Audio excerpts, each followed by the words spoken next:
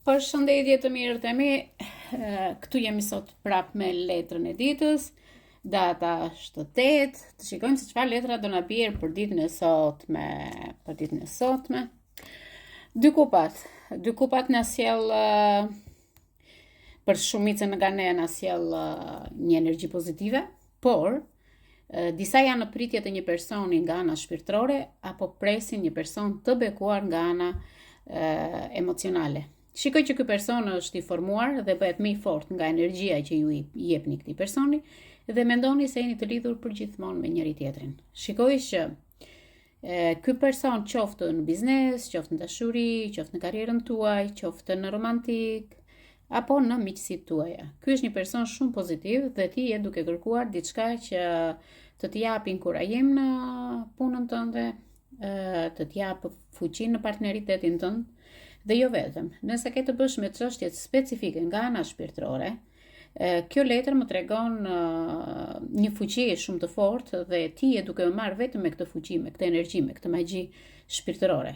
Kjo më jep që ju duhet të ndani me dikë këtë besim, këtë fuqi që ti ke brenda shpirtit. Shikoj që ai po të dëgjon në këtë moment dhe do jetë shumë produktiv ndaj teje.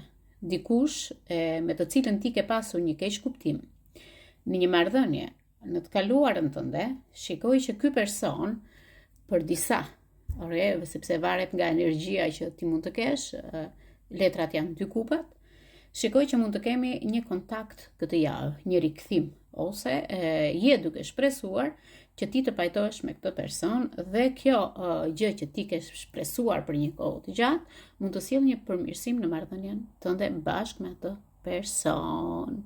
Nuk dua ta prish këtë energji, po e lë me këtë energji këtë moment për ditën e sotme dhe kjo është letra e ditës.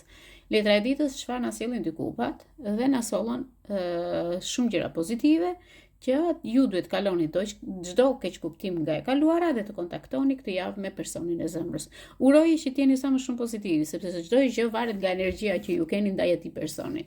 Prandaj duhet të mendosh me shpirt jo me mendje. Shumica nga ju, sidomos jeni mund të kesh pasur emocione, me këtë person, por ndonjëherë duhet të mendosh me zemër, jo me mendje.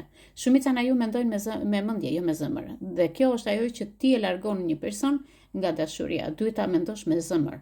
Është zemra ajo që kërcet në dashuri, jo mendja. Ju përqafoj dhe ditë mbar të gjithëve.